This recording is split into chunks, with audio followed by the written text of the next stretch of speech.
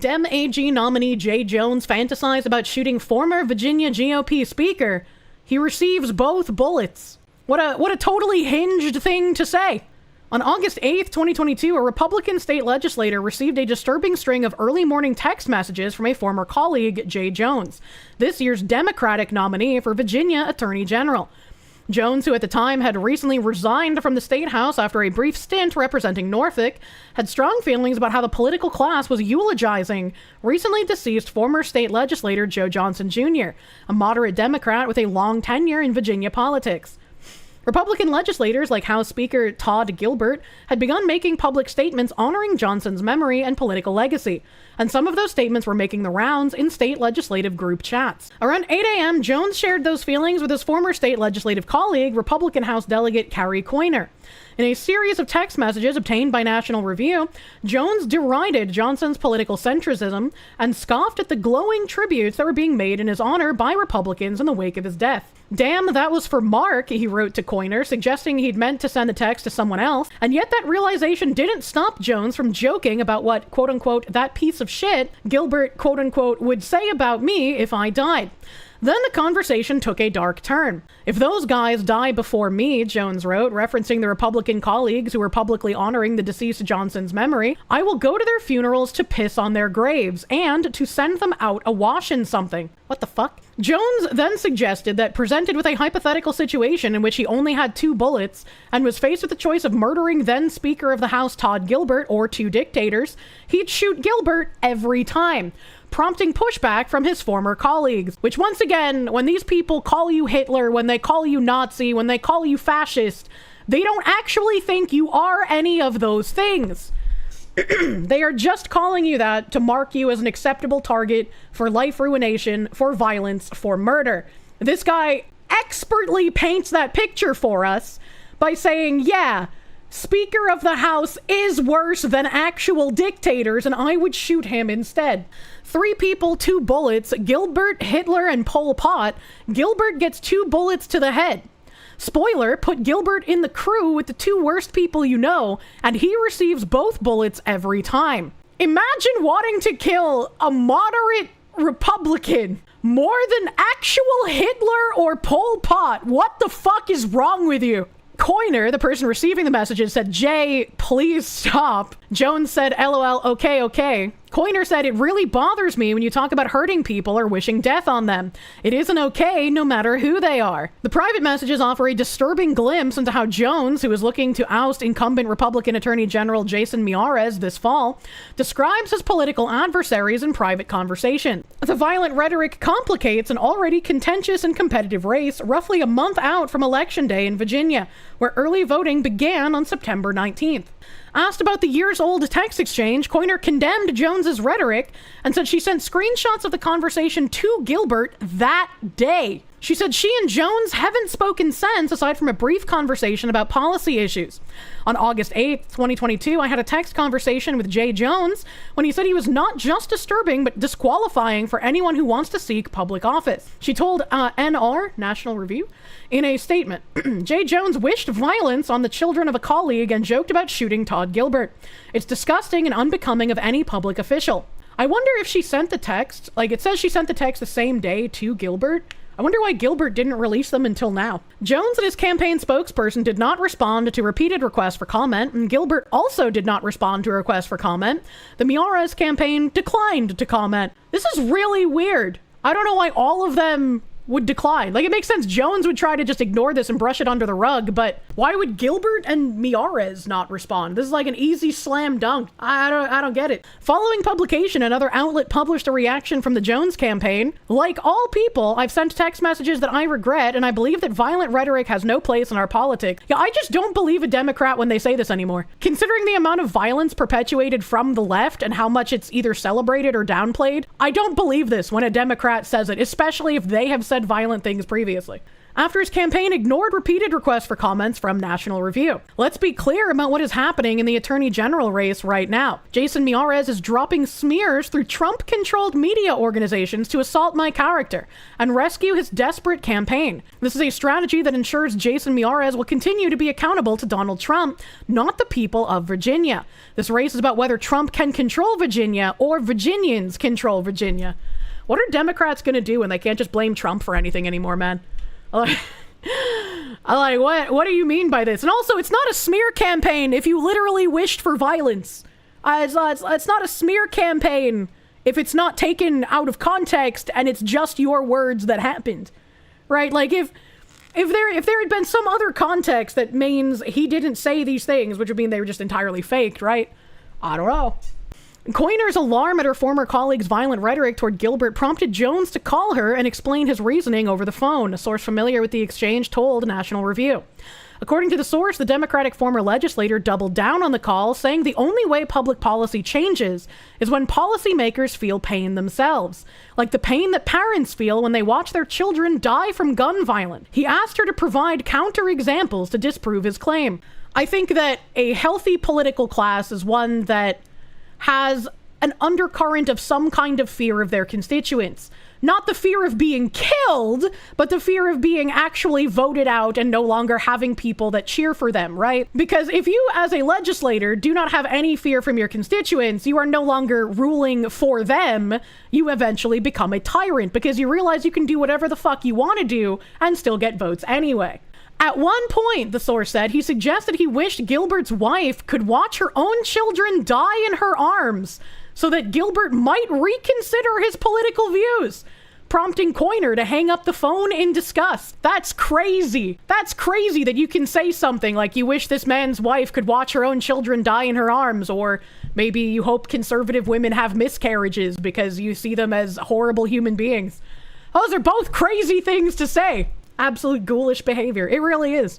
Afterward, Jones continued his barrage of text messages saying he was just asking questions. They love to go to that line, don't they? I'm just asking questions. Coiner dismissed his excuse via text and chastised Jones for hoping Jennifer Gilbert's children would die. Rather than deny that he had wished death on the children, Jones responded by saying, yes, I've told you this before. Only when people feel pain personally do they move on policy. Faced with more pushback from his frazzled former colleague, Jones somehow took the conversation a step further. I mean, do I think Todd and Jennifer are evil and that they're breeding little fascists? Yes, he wrote, referring to Gilbert's wife and 2 young children. Once again, I find this absolutely insane that I make a joke having Anders Breivik and Umkanto Vesizve as my names in a MOBA game on a Smurf account, and the way that I speed told the joke for the umpteenth time got many people upset with me because they built like this weird straw man that wasn't what I said,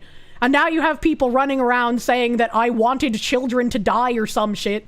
And yet people on their side are like, literally, yes, we need to kill Republicans' children so that they'll start voting the way we want them to.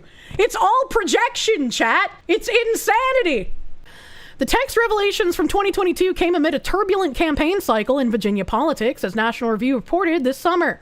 The Virginia GOP ticket was rocked by explicit photo allegations involving Republican Lieutenant Gubernatorial nominee John Reed, which he denies. After a rocky summer, the Republican ticket has spent recent weeks projecting a more unified message and hitting the Democratic ticket on transgender-related policies involving women's sports and bathrooms. What was the explicit photo allegations? Dialed up as gubernatorial nominee, strategy tried to smooth things over. Parents spoken in April. Richmond radio host, state first openly gay statewide nominee, asked him to suspend his campaign following allegations that he reposted nude photos of men on a Tumblr account years ago that shares his Instagram handle.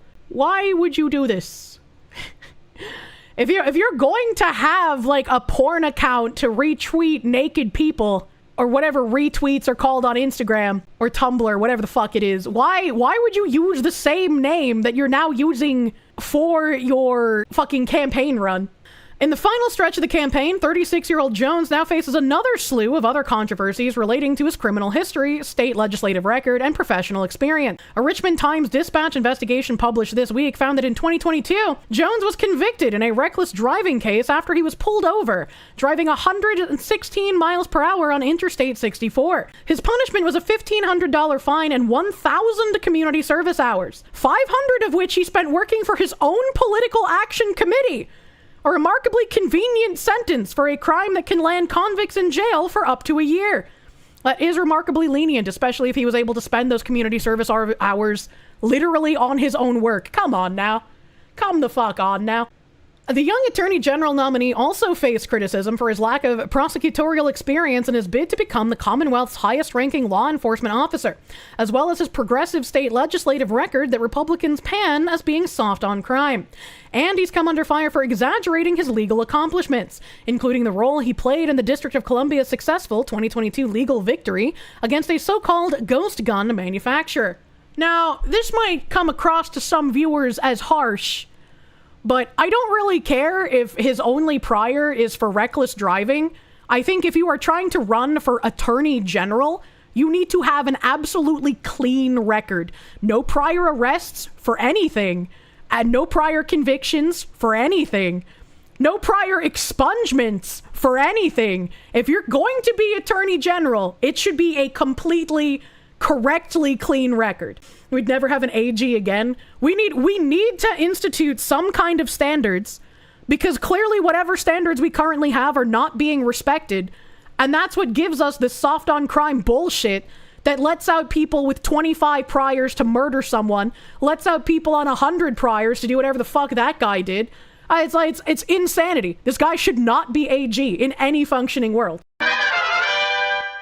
Why hasn't David been charged? Great question, article. Investigators will need to parse through more evidence after the body of a teen was found in the trunk of a car belonging to singer David before they can file charges in the death of Celeste Rivas Hernandez. It's still unclear how the teen died after the Los Angeles County Medical Examiner listed Rivas Hernandez's cause of death as deferred and requested additional testing. Where are the files from the cameras on the Tesla? That's what I want to know. Without a confirmed manner of death, police are unable to make arrests, attorneys say. Once it's deemed a homicide, police can dig deeper on potential suspects. I think at this point, it's more about gathering information, criminal defense attorney Sarah Azari told Banfield. Ultimately, how we defend the case depends on what the evidence is, obviously what the charges are, but do they have digital evidence? Do they have a bunch of snitches flipping? Do they have videos showing a sexual relationship? Or something that shows more than just a connection between an older teen and a younger teen? It really depends on what the evidence is, she said.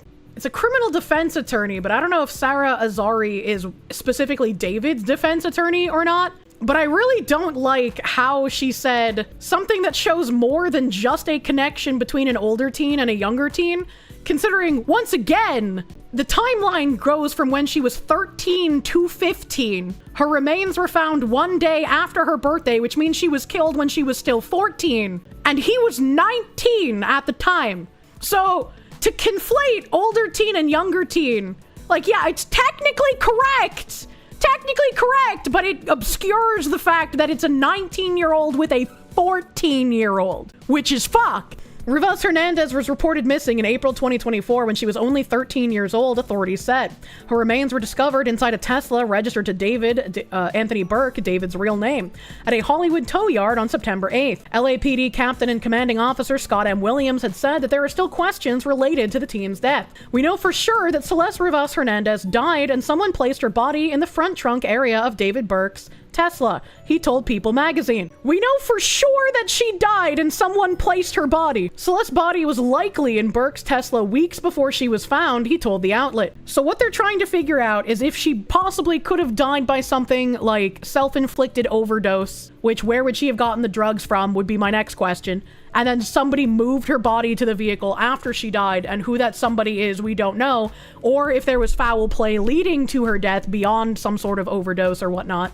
The singer's home was thoroughly searched by the LAPD shortly after the body was found. Police swooped on the house David had been staying at in search of anything resembling blood evidence, TMZ Charles Ladebaudiere told Banfield. They were checking drains to see if there's any blood evidence or blood or tissue, so they did a scouring of the house looking for any evidence. We know that the Tesla is his, Lada Boudier said. The thing that's still not clear is who was actually driving the Tesla when the body was placed in the car.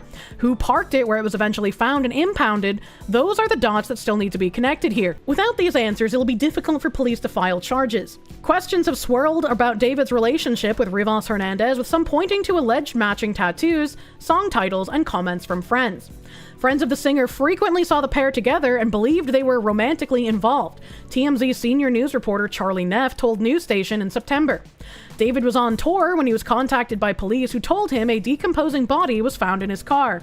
While police haven't officially linked David to the victim, a leaked David song mentioned Celeste multiple times. The track, which leaked on SoundCloud in December 2023, was titled Celeste Demo Unfin. The singer canceled the rest of his tour amid an investigation into Celeste's death. I wonder if it was a willingly canceled or if it was a you can't leave the country, so he was forced to cancel. Last night at the Portland ICE building, we witnessed anti-ICE protesters burning an American flag. Nick Sortor grabbed it from them, put the flames out, and took away what was left of the flag. Nick was arrested later in the night by Portland Police Department after videos appear to show him surrounded by anti-ICE protesters. It's unclear what exactly happened, and we're working on getting in touch with him once he's released from custody. We had seen Nick get surrounded and verbally threatened by protesters the previous night. He posted on X that he felt Portland PD would arrest him if he tried to defend himself. I read stuff from Nick Sortor's Twitter all the time. He's a pretty good source for informations. What the fuck is this thing? What the actual fucking low-level Final Fantasy XIV story dungeon is this thing I am being forced to perceive? We got a Trump supporter. We got a Trump supporter right here. We got a Trump supporter right here. Yeah, that's saying, hey, we got somebody who's safe to attack here. There's no repercussions if we harm this man. Putting it on the ground and he's making it worse. And now he's standing on it. Now he's standing on it. You're not supposed to stand on it. Once again, these ghoulish people, they're literally burning the flag, but they think that saying you're not supposed to put it on the ground or stand on it will make us comply with what they want to do. They don't care. They never cared. I'm sick of it. Right now I think she's saving it. He just wish he started beating them. Unfortunately, he got arrested merely for taking the flag and putting the fire out, so, you know. We have, if you're wondering why Nick Sortor was arrested and Antifa is not touched, here's why. The mayor, city council, and police chief of Portland openly back the National Lawyers Guild, which acts as Antifa's legal arm. They stood with the guild during Black Lives Matter as well. Funding flows through the National Lawyers Guild Foundation with money tied to George Soros-backed groups. NLG members show up at protests in their trademark green hats, enabling chaos on the ground. And when arrests happen, the guild is there to bail rioters out. This is exactly why these organizations and government officials deserve RICO charges. They said disorderly conduct. Oh boy. That's a lot of cops on bikes.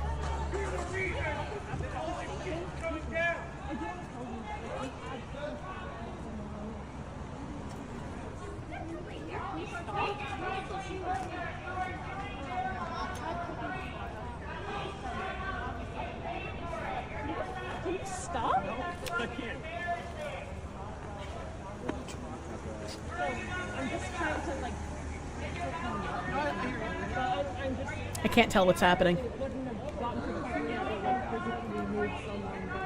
No, I would agree.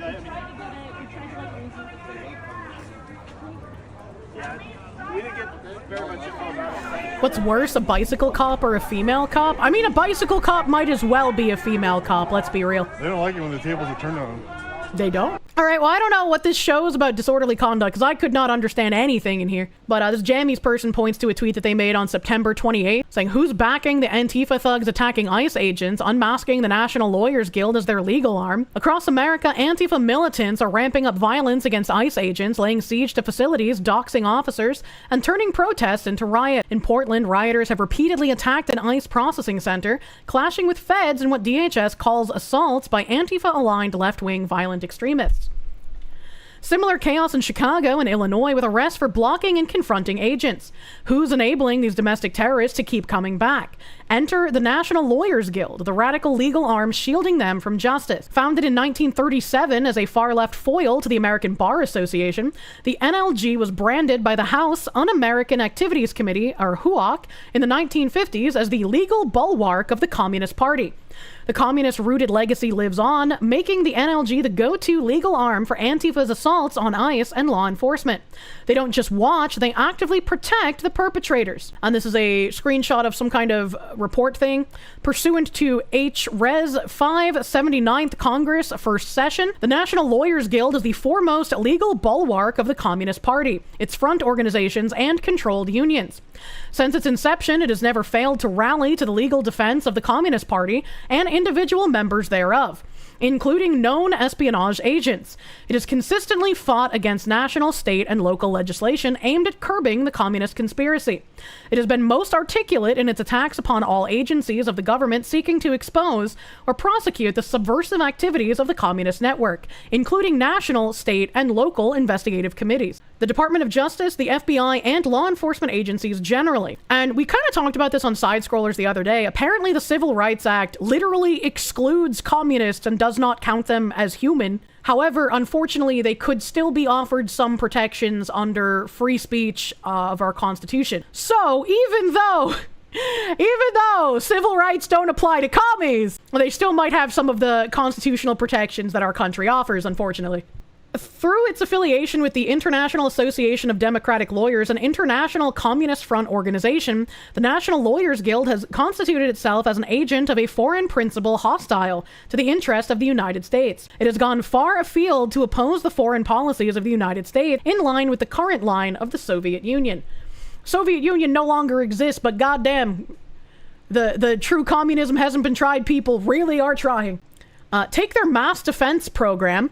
NLG deploys green hat legal observers to anti-ICE riots, documenting cops to build alibis and defenses. Their hotline handles arrests, jail support, and FBI inquiries, urging militants, call us first, stay silent. In Chicago's June 2025 anti-ICE demos, NLG sent 18 observers, provided legal aid to 17 arrested amid reports of violent clashes, and denounced the police, not the protesters, as aggressive. This is the legal arm in action, minimizing blowback for Antifa's violence. They pumped out guides like legal support for anti-fascist action, equipping rioters to beat charges in clashes. They railed against the Unmasking Antifa Act and Trump's 2020 terror label attempt. With Antifa's ICE attacks escalating, NLG's infrastructure ensures these thugs face few consequences, fueling more assaults on agents. The National Lawyers Guild, San Francisco Bay Area chapter, can provide the following types of legal support.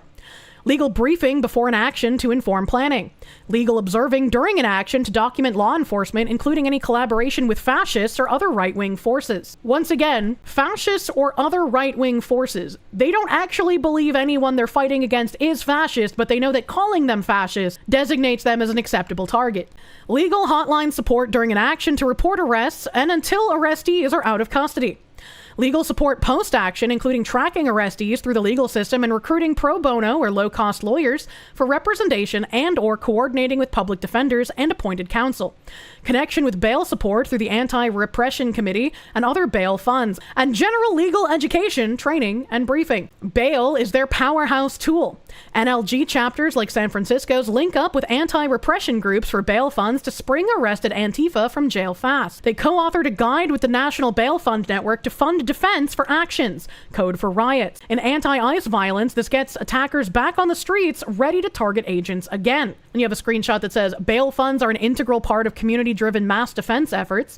Some of the most effective bail funds in the country have been created by non-lawyer, non-legal worker activists on the ground. Click on the link below to get plugged into the National Bail Fund Network and see what bail funds are in your area. Please note that many bail fund initiatives are grassroots, so they might not be findable outside of the local community.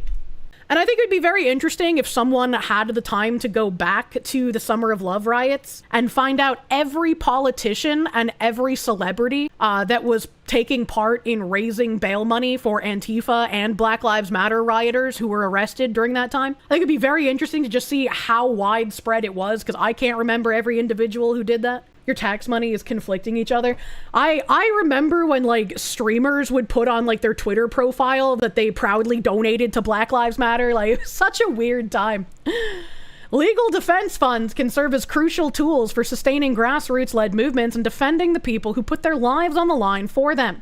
The National Lawyers Guild and National Bail Fund Network have teamed up to create a guide for setting up legal defense funds in order to address some challenges organizers may face in creating and implementing such funds, with considerations related to the fundraising, eligibility, legal logistics, accountability, and more. The 2021 version of the guide is below. Please note that since 2020, many jurisdictions have been targeting bail funds and their infrastructure, so be cautious on using this guide. Ties to Mark Elias, the kingpin of Democrat lawfare, architect of the Russia hoax dossier, and relentless election challenger.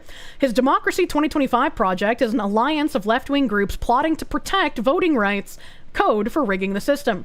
NLG is listed as a core partner member, linking Elias directly to the lawyers bailing out Antifa rioters targeting ICE.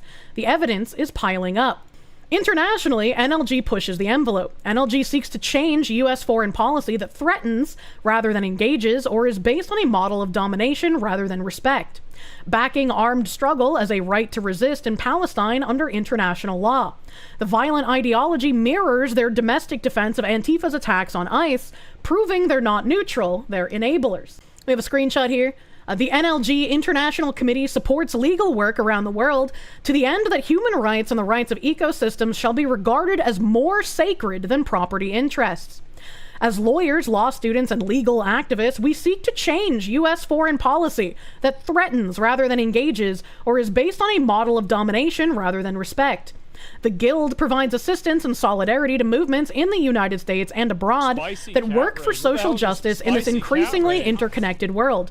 The NLG-IC plays an active role in international conferences, delegations, and ongoing projects that examine and seek to remedy conditions caused by illegal U.S. or corporate practices, by bringing an alternative perspective to multinational institutions, schools, community centers, and congressional hearings. The IC and its members actively educate, litigate, and truth seek toward the end of social justice. The cash flow. NLG and NLG Foundation are propped up by elite leftists via donor-advised funds. Heavy hitters include the Tides Foundation, Soros, Greater Horizons, 2.9 million, Fidelity Charitable, Schwab Charitable, and the Warshmott Legacy. These funders bankroll the legal arm protecting Antifa's ICE assailant. It's time to expose and defund. And then there's a screenshot showing what she just posted there as well. So they're funding a terrorist organization? Yeah, pretty much. President Trump will end the radical left's reign of terror in Portland once and for all. The president has directed the Secretary of War to provide all necessary troops to protect war-ravaged Portland and any ICE facilities under siege. President Trump will end the radical left's reign of terror in Portland once and for all. The president has directed Secretary Hegseth to provide all necessary troops to protect war-ravaged Portland and any ICE facilities under siege from attack by Antifa and other left-wing domestic terrorists. What's been allowed to happen in Portland, and we saw disturbing video footage of this last night, this is not peaceful protesting, this is left-wing anarchy that has been destroying this great American city for years, leaving police officers battered, citizens terrorized, and business properties damaged. Since early June alone, Antifa terrorists have laid siege to the ICE field office in South Portland. These radical left-wing lunatics have violently breached the ICE facility by using a stop sign as a battering ram, hurled explosives and other projectiles at law enforcement, repeatedly assault and dox officers, berate their law-abiding neighbors, and have even rolled out a guillotine in front of the ICE facility. And more people should be reporting on that. President Trump has sent federal law enforcement to protect federal assets and arrest those fueling this violence. Just last night, we saw an extremely troubling incident where conservative journalist Nick Sortor was captured on video being taken into custody by the Portland police after he was ambushed by Antifa and was defending himself from these assaults. But instead of arresting these violent mob members night after night after night who are ravaging this community, the police arrested a journalist who was there trying to document the chaos, and everyone in this room should be extremely concerned about that. The Department of Justice spoke with that. Why would any of the journalists be extremely concerned about that? They're journalists who are the right kind of journalists. They have the right kind of politics. They're not in danger of getting attacked. Journalist this morning, and they will be launching a full investigation into his arrest. This incident is part of a troubling trend in Portland where left-wing mobs believe they get to decide who can visit and live in their city. It is not their city. It is the American people's city, and President Trump is going to restore that. I just spoke with the president about this, and he has directed his team here at the White House to begin reviewing aid that can potentially be cut in Portland. We will not fund states that allow anarchy. There will also be an additional surge of federal resources to Portland immediately, including enhanced CBP and ICE resources.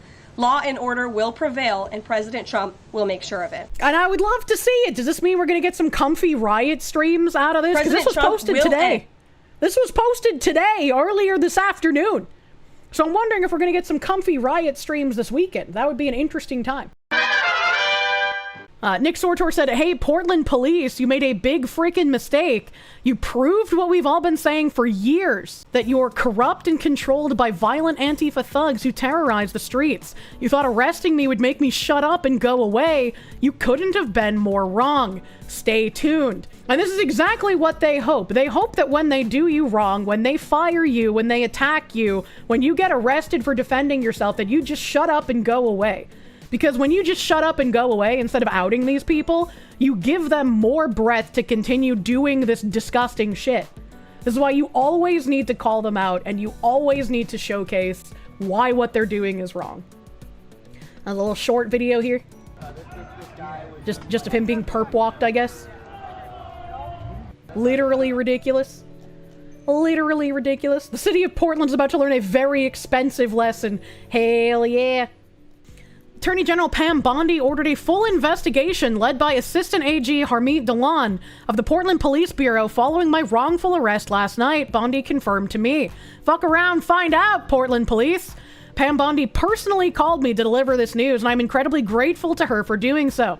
The Trump DOJ will not allow the Portland police to continue to do the bidding of Antifa. How many times must we teach you this lesson, old man? I know, right? It's great. It's great to hear, and I hope something will actually come of it. Antifa's hosting Covert training conference in Philadelphia. Antifa are hosting a covert militancy training conference in Philadelphia from October 3rd through the 5th. The meeting location is a secret, and those interested in joining have to reach out via email and be carefully vetted.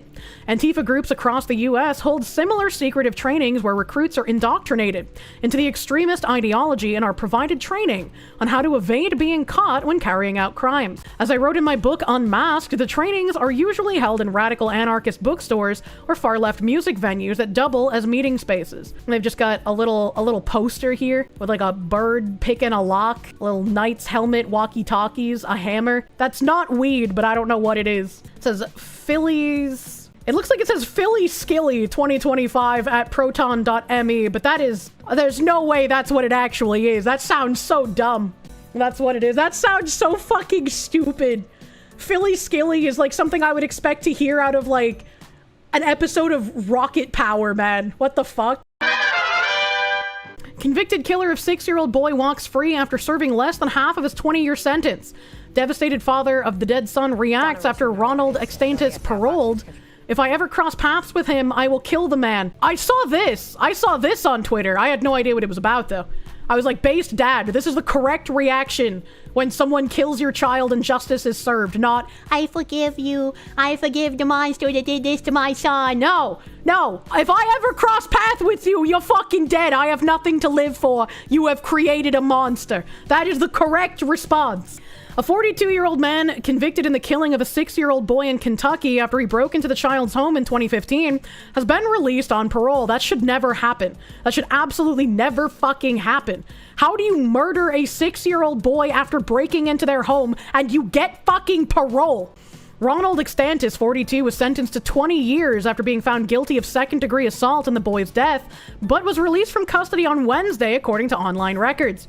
Extantis broke into the Versailles, Kentucky home of Logan Tipton, 6, in December 2015, and stabbed him to death. He also attacked Tipton's father and sisters. I've had my talks with God because I'm not afraid to tell you what I told the court, his father, Dean Tipton, told WLKY-TV. If I ever cross paths with him, I will kill the man. I will kill him where he stands. Now, it doesn't matter if he's not actually going to do that. It's the gusto and it's the feeling and it's the emotion behind it that matters. That's what matters. Extantis is now listed as going on mandatory re-entry supervision that is scheduled to last until June 26 next year. Extantis was found not guilty of murder by reason of insanity. If someone is too insane to understand that murdering someone is wrong, they should just be executed. If they have murdered something and they are insane enough to not understand that that is wrong, they should just be executed. Like, no ifs, ands, or buts. No rehabilitation, no permanent medical stay on the taxpayer's dime. They do not belong in civil society. Kill someone, say I'm insane, get away scot-free. I'm tired of it, man. He began serving his prison sentence in 2018, but was released early for good behavior. I laid in bed. I gave up. I gave up on life, Dean Tipton told the station. I gave up on my family. I gave up on everybody. I just wanted to die. And, like, I cannot imagine being in this situation as the father. Like, that's insane. You hate our justice system. I hate it. I hate it. Like, there is resounding evidence that nailed this guy to the case. If he's pleading insanity, he has no place in civil society. There is no rehabilitation for this. I don't understand how this keeps happening. I'm so sick of it. Here's what I've unfortunately witnessed and learned in Portland. If you're labeled right-wing and are a victim of Antifa/far-left violence, Portland police will not help you nor arrest your assailants. If you attempt to defend yourself, you will be arrested, prosecuted, and likely convicted. In 2017, I testified at the trial of conservative independent journalist at Laugh at Libs, I have no idea who that is, who was charged with nearly 24 felony and misdemeanors for brandishing a legally owned gun in self-defense when a violent BLM/Antifa mob pursued him in downtown in 2016. Police treated Michael Strickland like a terrorist, and a Portland judge convicted him of the charges. He was imprisoned. I mean, this is what you get when you have activist judges. When you have everything stacked that is politically motivated, your political others become basically prisoners of the state. Like, you can't do anything. You, as the person who wants to act in the rule of law, cannot do anything until you understand that the rule of law does not exist anymore. They have changed it, they have raped it, and they have disfigured it to fit their political agenda. It is not working for you. It's anarcho-tyranny under the power of Democrats who have control of nearly every institution and government in the state. Which is why it doesn't matter when people are just like, but Trump is the president. Yeah, Trump is the president, but we don't have power of literally every institution like the left has for decades. Maryland Republicans said Roberts' case is absolutely the tip of the iceberg and pledged, we are going to keep digging. After illegal alien Ian Andre Roberts was discovered to be registered to vote in Maryland, Republican State Delegate Lauren Arakan, a member of the Maryland Freedom Caucus, outlined how she believed it happened. Arakan explained that Maryland allows illegal aliens to obtain driver's licenses, making the state a hotspot for people looking to legitimize their presence in the United States. We do give driver's licenses to people who are here illegally. The Freedom Caucus always opposes it, but that is the policy of the state of Maryland. And so it's very easy for somebody to apply and to register to vote, even though they shouldn't, she explained. Maryland grants illegal aliens living in the state what are called non-compliant driver's licenses and ID cards, that despite being valid in the state, are not federally compliant. Yes, but if you have people who are ideologues working for the cause in other states, they're not going to care that it's not federally compliant, right? Like, having these in some states poisons the entire bowl, as it were. In obtaining these licenses through the Motor Vehicle Administration, Arakan said that any individual, even illegal aliens, can check a box to register to vote. Instead of having established processes to verify U.S. citizenship and voting eligibility, Arakan stated the state relies on registrants to attest that they are eligible. The result, she said, is that someone like Roberts could simply attest that he was eligible to vote in the United States, and the state of Maryland would allow him to register when he went to get a driver's license. You can't have something that works on the honor system in a low-trust society. It just doesn't work, man. Like, that lockbox is gonna get dented and stolen from. He would not have to really provide any other proof that he is lawful other than he would provide a local address, she said. Roberts was arrested by ICE last week on a fugitive warrant. He was working as the superintendent of public schools in Des Moines, Iowa, despite having illegal weapons possession charges and a final order of removal filed against him. After his arrest, the Maryland Freedom Caucus blew the whistle on Roberts having an active voter registration in Maryland and being registered as a Democrat. In a statement to Fox News Digital, Jared DeMarinis, Maryland State Board of Elections Administrator, described a process similar to the one described by Arakan. He said that though an individual may not commit perjury in order to become a registered voter, when an individual registers to vote, election officials rely on the information that is provided by the voter, or in some cases, information provided by the voter to other state agencies for the verification of eligibility. If someone is here illegally, they do not care about our rule of law. So you saying they may not commit perjury does not fucking matter to that person. That's basically a law that might as well not exist. Despite this, Dominus assured that Maryland's voter registration list maintenance process is a secure and verified method. Yeah, it's obviously not, sir. He also noted that, according to Maryland law, it is not a crime to unintentionally register to vote despite not being out. Shut the fuck up. Shut the fuck up, you disingenuous cunt. He added that the right to vote is a sacred right that has been expanded through sacrifices of many before us, and this office will not disenfranchise a voter based upon partial or unsubstantiated evidence. This man does not belong in any position of power. Get him the fuck out. Concerning Roberts' case, DeMarinis said that a review of information available through Maryland's Public Information Act did not show any voting history for any individual with the name Ian Andre Roberts in Maryland. The statement further said that, due to Maryland law protecting personal identifying information from disclosure, SBE cannot and will not publicly announce whether media reports about the individual in question is or is not, or was not, a registered voter in Maryland. This is so frustrating. It's so simple. If they're illegal, deport. If they're breaking the law, prison. It should be so simple, but it's not. Because we live in a clown country run by clown people. In response to these statements, Arakan told Fox News Digital she is extremely concerned about the insinuation that a person could accidentally register to vote as a Democrat in the state of Maryland. This is not my experience with the system at the MVA, which asks you under penalty of perjury if you're eligible, and then asks you which party you would like to register with. Again, if the only thing is under penalty of perjury that what you said here is real and true, right? If that's the only thing that would prevent someone from doing that, that's only going to prevent people who don't want to be criminals.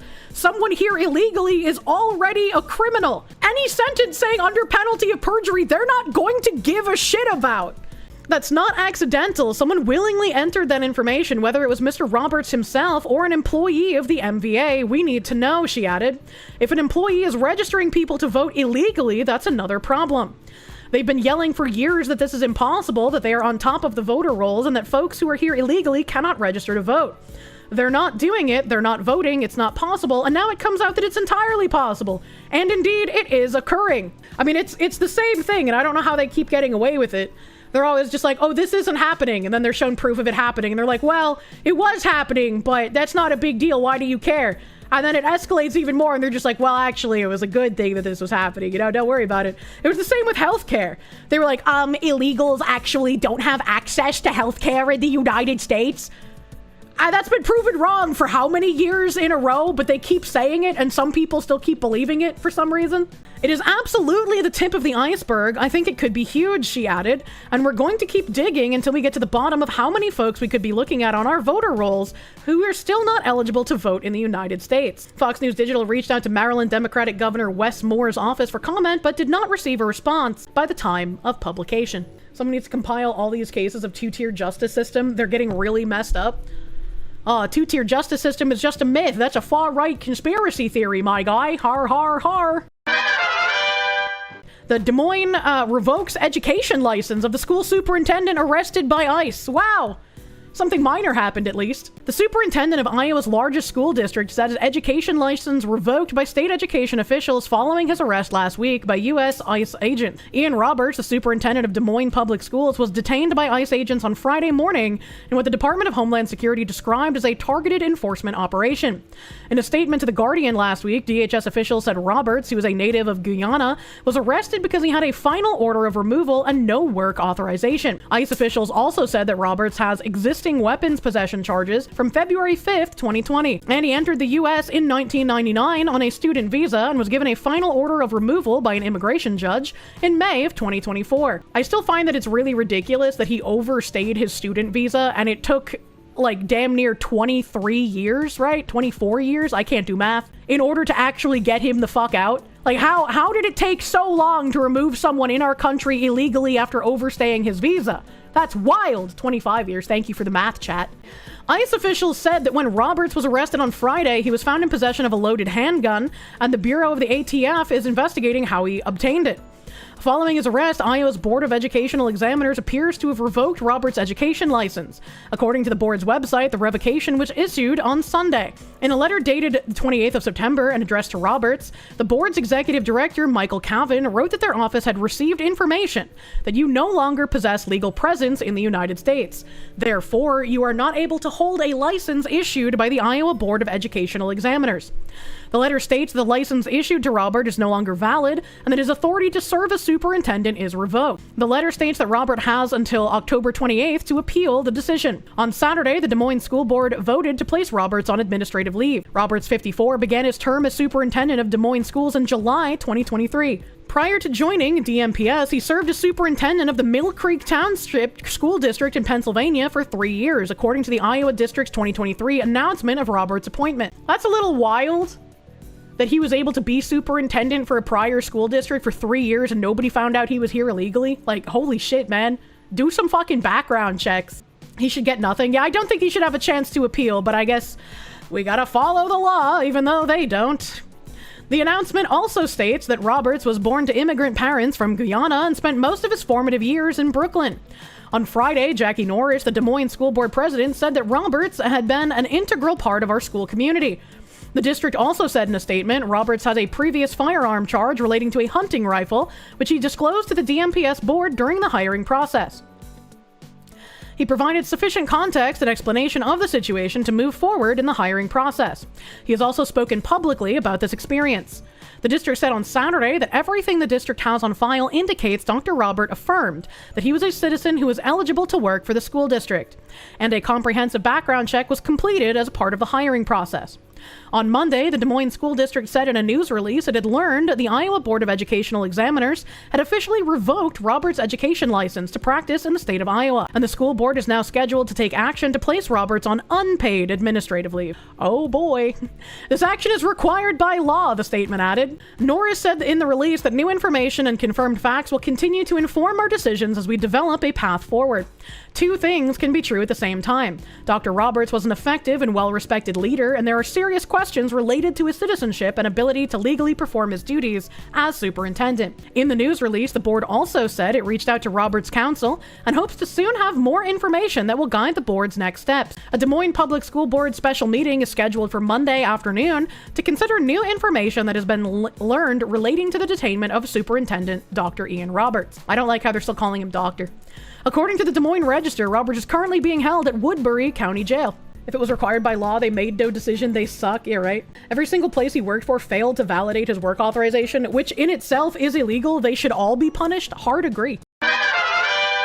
We have Stephen Miller here saying, "This is how a society dies," of an End Wokeness clip that's Seattle Mayor Bruce Harrell. "When a man does 6 or 7 crimes, we do not know his life story. Maybe he was hungry. Therefore, I have zero desire jailing him." The criminal system has had a disparate impact on black and brown communities. Let me lead with that.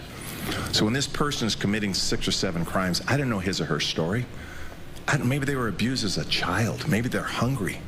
So my remedy is to find their life story to see how we could help first. I have no desire to put them in jail, but I need to protect you, and that's the calibration that we have. So, yeah, I don't really care what their background is. I don't really care what their life story is, especially with the background that I have, with the growing up experience that I went through. Yeah, no one really has an excuse to turn to a life of crime and doing B&Es and assaulting people or murdering people. I do not give a single fucking shit what their background story is, especially when you say 6 or 7 crimes? No! Fucking 3 strikes rule, buddy, and even then, that might be too much in some cases. Holy shit. This guy down here, though, I agree they shouldn't be in jail. In some cases, yeah, I agree with that. Fox, you feeling the fatigue, Bigley? I am feeling the fatigue, man. I'm fatigued out of my fucking gourd. We had an update from Sarah, who was talking about how she had been getting attacked by people who are working on the defense of Karmelo Anthony. She says, update, the individual known as Timothy, who made threats toward me and my family and stalked me for months, waived his rights at extradition hearing this morning. Tyrone Gilliard, a supporter of Karmelo Anthony, terrorized my family for weeks, forcing us to go into lockdown, enhance local security, and take extreme precautions while preparing to go into labor with my son. Texas now has 14 days to take custody of him. SCSO is now coordinating with the Transport Authority to retrieve him. In Texas, he's been charged under stalking PC 42.072. New charges passed on 9/1/25 by the governor and Congress through SB 1021. Enhanced protections for stalking victims. He will be ineligible for probation if convicted. Timothy. That's what a weird name. What a weird name. I was expecting a gender special with the name like Timothy. And here's the like issuing thing. Tyrone Devin Gilliard charge stalking. So I guess they gotta go arrest this guy now. And that's great. That's great to be able to issue an arrest warrant for someone stalking and actively issuing terror threats to this woman's family. Do you guys remember the black cult that was being set up by like two random, like a guy and his wife, and then he got a handmaiden from Texas to be like their concubine or some shit that we talked about? We talked about this like a month ago or some shit. A self-proclaimed African king, Kofi Ofe, 36, who called himself King Atahihi, was removed from a makeshift woodland camp in Jedburgh, Scotland. Jed! Jeb can still win! After defying eviction notices for weeks, he lived there with his Zimbabwean partner and a Texan handmaiden. Immigration officers and police raided at 8 a.m., ending their months-long woodland kingdom. This is him just getting arrested. I guess we have news music. Kingdom of Kubala has come. Kubala, Kubala. Kubala, Kubala. Kubala, Kubala. Leg of lamb is here. You know, fair. That's also how I react when I buy a really nice cut of meat. And I was like, holy shit, I need more information. So I looked up an article. African tribe who camped in Scottish woodland evicted. Members of the self-styled African tribe have been evicted from their camp on council-owned land on the Scottish borders. The three people who call themselves the Kingdom of Kubala have been staying in a wooded area near Jedburgh. The tribe streamed the eviction live on TikTok on Thursday morning. It showed a man and a woman being led from the camp by uniformed officers. I wonder how much their GoFundMe will make, because people are retarded. The group had previously said they were reclaiming lost land that was stolen from their ancestors 400 years ago, we was Scots and shit, and refused to recognize the powers of the courts to evict them. A convoy of police, sheriff's officers, and immigration enforcement officials moved into the camp at about 8 o'clock. Police cordon had been in place since the early hours. Drone footage showed a long line of uniformed officers entering the camp before the detention of two members of the group was streamed on the social media feed. Kofi Ofe, 36, a Ghanaian who describes himself as King Atahihi, Atahene. I don't know if it's Atahihi or Atahene. They spelled it both ways. And handmaiden Cara Taylor from Texas were handcuffed by immigration officers. It is understood that they have been arrested on suspicion of immigration offenses. Wow. I am so shocked that they might not be here legally. Jean Gasho, 43, who's originally from Zimbabwe and calls herself Queen Nandi, left with her head covered, lying low in the back of a pickup truck. The cordon was lifted at about 10 when journalists were allowed back into the woodland. Council workmen could be seen dismantling the camp and throwing bags of blankets, clothes, food, and drink into the back of a refuse lorry. Mr. Offa and Miss Gasho first arrived in Jedburgh in the spring, and they set up camp on a hillside above the town. They were later joined by Miss Taylor, who calls herself Osnot. The group have a large online presence with more than 100,000 followers on TikTok and Facebook and have received worldwide media attention. On Wednesday, they were banned from moving back to private land they had already been evicted from at a hearing in Selkirk Sheriff Court. Last week, the court granted an order banning them from any council land in the area, including where they had been staying. Jedburgh and District Councillor Scott Hamilton said he was very much relieved by the eviction. It has been a long effort by the local council, police, and other services to achieve this outcome. It is absolutely the right outcome today. The locals have had to put up with a great deal with this. He added, this is an industrial estate. There are businesses operating from here. They have been put under a huge amount of pressure over the last few months. We've had to work through the courts and the law process, and that does take its time. But ultimately, we have achieved the right outcome. I arrived this morning just after 6:30, and the police cordon was already in place. Oh, sorry, I skipped this because it was in bold, so I thought it was an article title. A BBC Scotland reporter Cameron Buttle, who was at the scene of the eviction, described what he saw. We were kept well back from the piece of woodland the group had named the Kubala Kingdom. The authorities wanted everyone as well back as they moved in. Just before 8 o'clock, a convoy of cars and vans swept through the cordon and on down through the wood. A local man had his drone up, and I joined the crowd and watched the screen to see the police, immigration officers, and sheriff officers file along a path into the trees. Then a shout from a woman on her phone. One of the group was live streaming from inside the camp as the authorities moved in. Everyone was then glued to their screens watching events unfold. Eventually, we were allowed down to the woods. Inside the campsite was bare, rows and rows of black bin bags with the group's belongings spilling out. There was nothing left of their kingdom of Kubala. Why does he sound sympathetic to them? What the fuck is going on with BBC reporters, man? It's the BBC. Both abbreviations apply at all times. Thanks, I hate it. Thanks, I hate it.